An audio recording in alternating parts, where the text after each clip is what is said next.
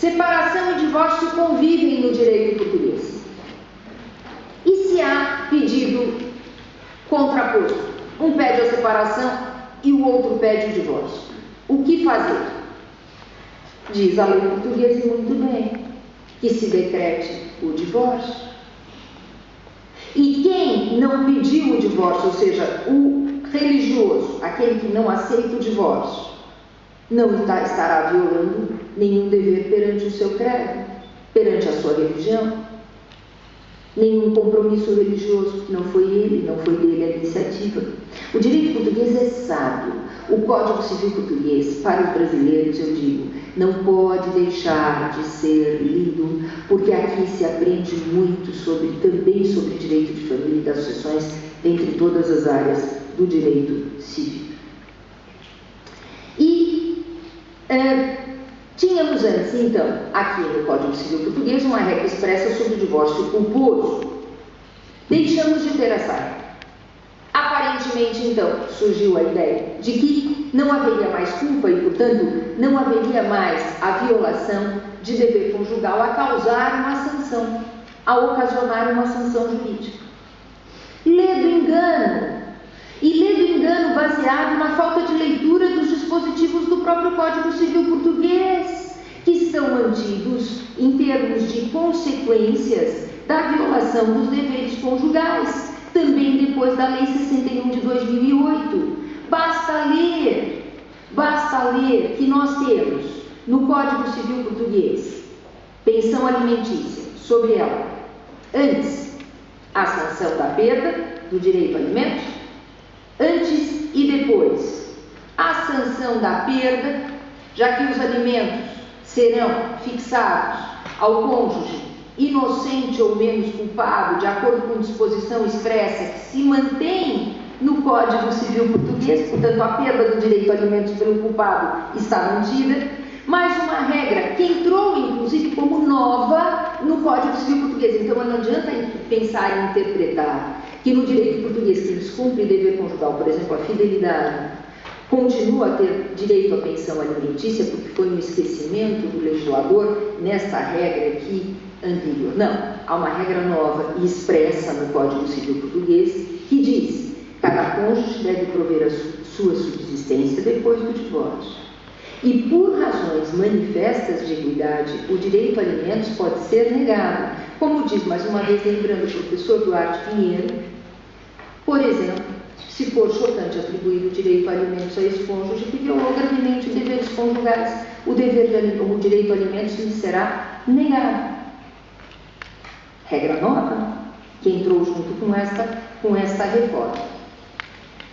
E se mantém também o Instituto expressamente da reparação de danos na separação e no divórcio no direito português.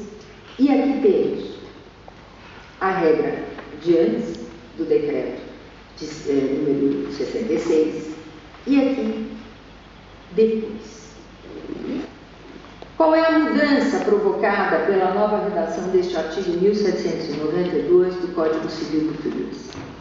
Antes, se dizia que, no próprio Código expressamente, se aplicariam as regras gerais da responsabilidade civil. Vou voltar aqui rapidamente, esta regra geral da responsabilidade civil, para os danos patrimoniais e morais decorrentes dos fatos causais do divórcio e da separação, ou seja, pela violação de dever conjugal e também pela doença mental.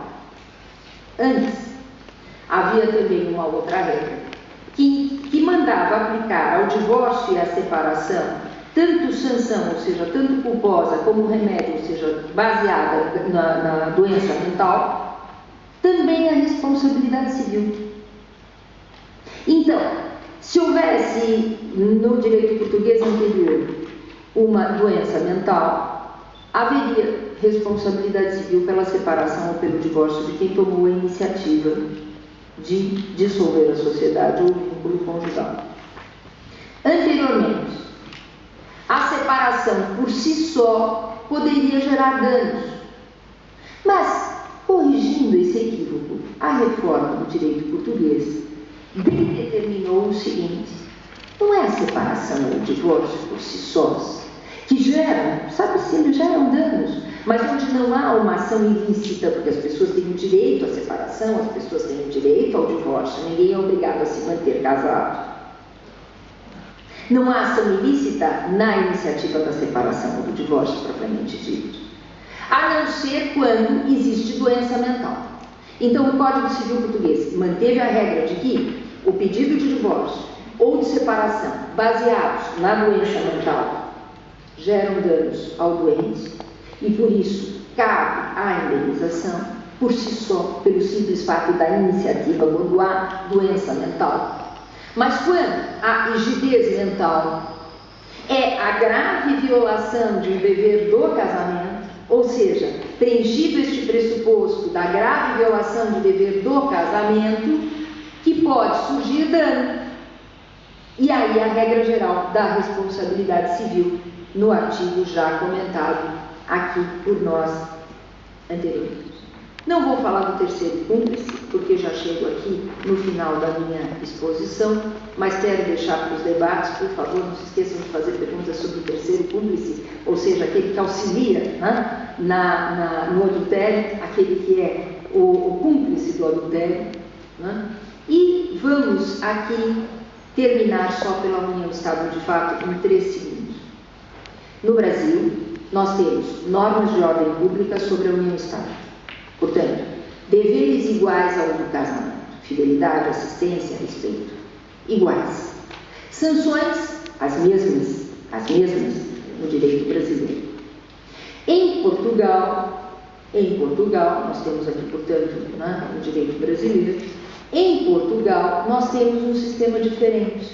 Em Portugal, nós temos um sistema pelo qual a chamada união de fato, segundo a Lei 23 de 2010, não gera direitos e deveres expressos. Gera, no entanto, como bem lembra, mais uma vez cito o professor Duarte Pinheiro, gera o dever geral de respeito. Então, com base nesse dever geral de respeito, é que pode caber a aplicação dos princípios da responsabilidade civil também na união de fato, desde que essa violação do dever geral de respeito gere dano, e sempre com fundamento na regra geral da responsabilidade civil do artigo 483.1 do Código Civil. Quero aqui lembrar que os efeitos da união Estado e a união de fato serão comentados aqui por vários palestrantes e com certeza muito melhor do que por mim. E, por fim, dizer que coração partido não gera indenização. No entanto, o descumprimento culposo de dever do casamento ou da união estável que acarrete dano gera indenização. Muito obrigada pela atenção dispensada.